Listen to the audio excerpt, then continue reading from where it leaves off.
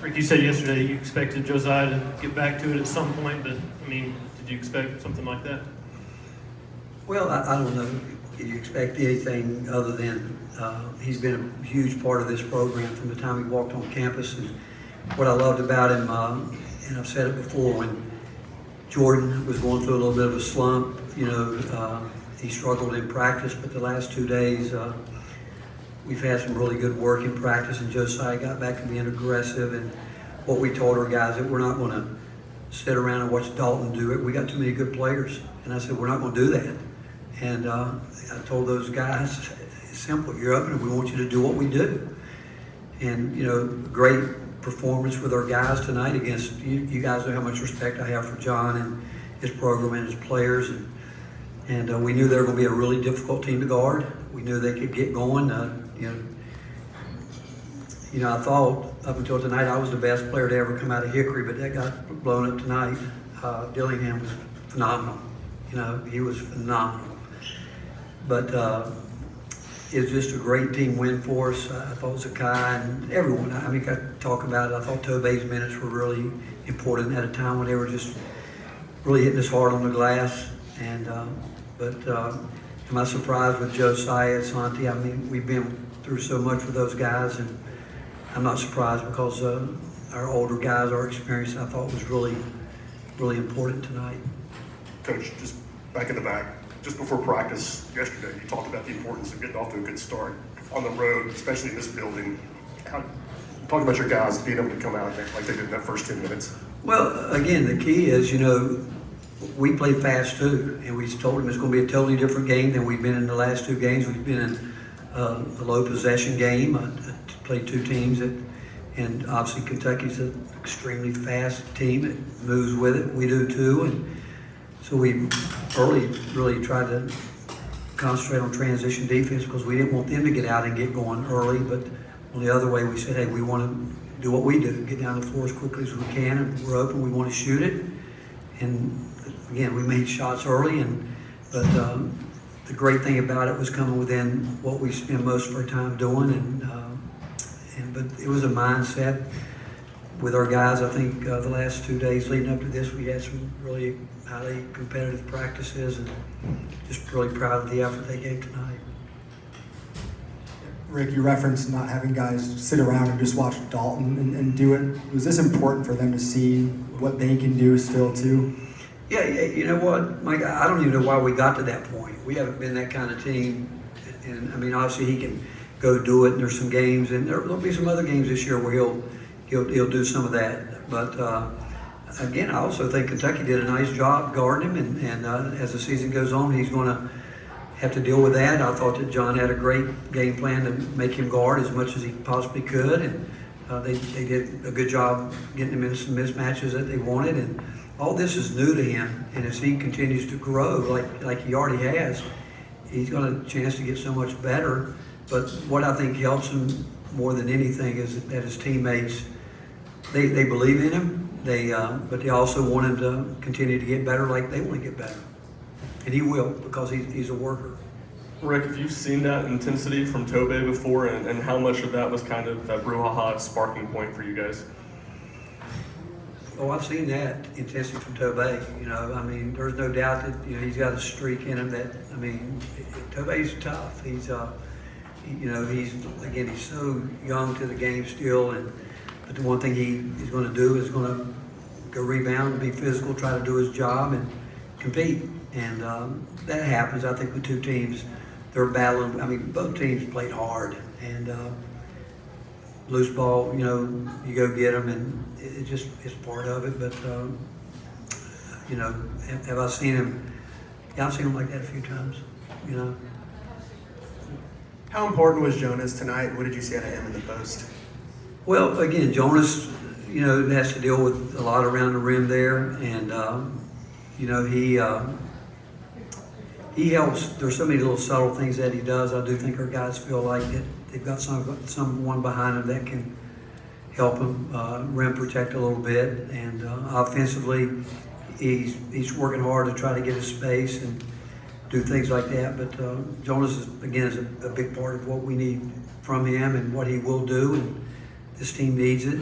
And a couple of times I thought we could have got it to him a little bit more where he actually got some position, but we didn't.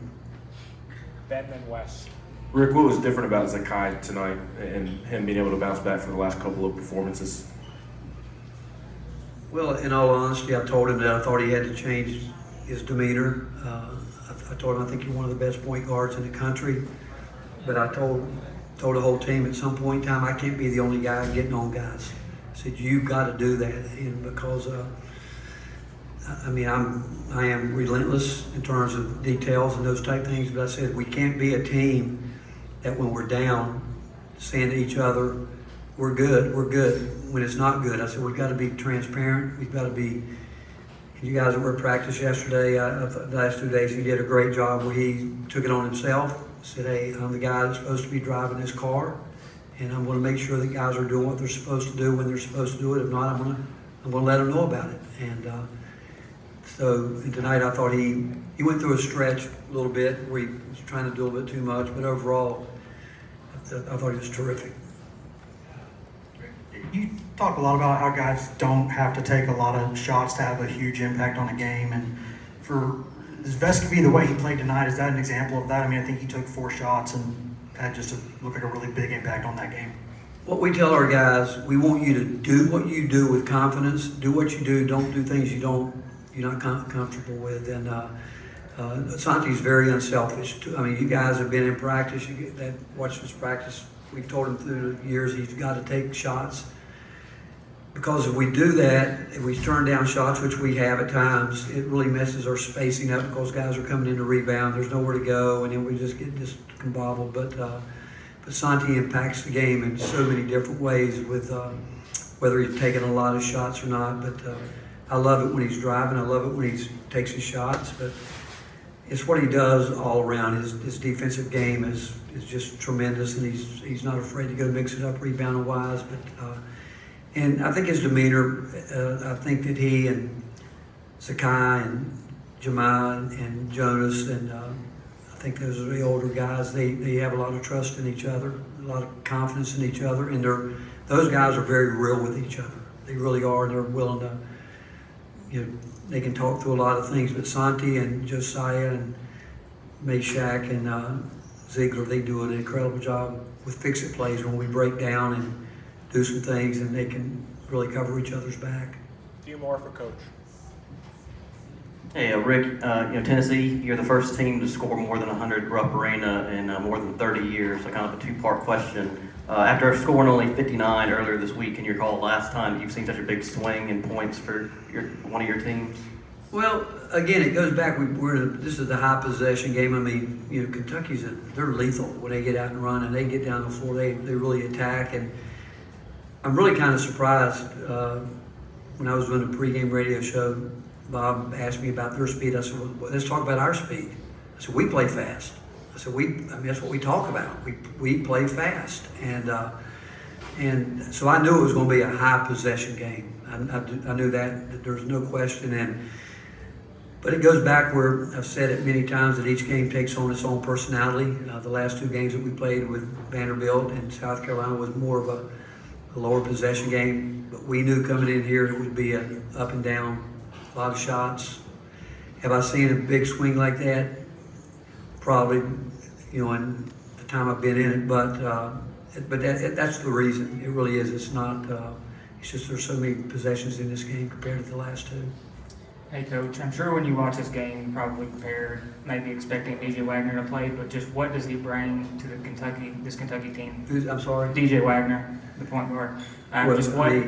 We know he's a terrific player, and we know he is. And I'll say it, and I've said it many times, there's not a better coach in the country that's going to deal with adversity like John does, and he will get his guys better. They always get better. He's got a lot of young guys. When we were going through the scout report, freshman, and when you got a guy that obviously they've counted on up to this point, and obviously everybody's watched him play through the years, but he's a valuable part. But I can assure you this, that whatever deck that John's got, he's gonna coach that. He's not gonna sit around and think, well, we don't have this, we don't have that. He's gonna take what he's got and try to get the most out of him. My question was just how different was this Kentucky team compared to when you were preparing with DJ Wagner on the court? Just what different area does he bring to the No, team? again, we were very concerned about the guards, whether he was playing or not. I mean, we knew that he's again a guy that can get to the mid range. He's got a terrific left hand going to the glass, but in terms of how we would have prepared, really not anything differently. You know, we maybe would have mixed up some different ball screen coverage. We do that every game, depending on who it is, how it's going. But in terms of the preparation, we talked about their guards and trying to keep them out of transition. Talked about how important it was to get good shots and not let them get out and go. But in terms of the preparation, it was the same. Last question. When you guys went to North Carolina, it seemed like things kind of got away from you early with the crowd just getting into it. How important was it tonight? It seemed like every time the crowd got going, you guys were able to go on a run and answer that. Well, again, not to take away anything from North Carolina, but after coming back from Maui, those Maui blues can hurt you. And but we fought back in the game. But you know, we played at Wisconsin this year. We had an exhibition game at Michigan State that was sold out. We played a really difficult schedule. At times, I thought it was. I wondered, did it help us? Did it not? The week off, you know, we were playing pretty good. We came out of the week off and really wasn't very good. But the fact is, the older guys, as I mentioned earlier, they've been in a lot. They've been in this building many times. They've been in this league's got some really great home court advantages in terms of the fans are into it. But I've said many times, you know, playing at home too, our fans I think are the best in the country.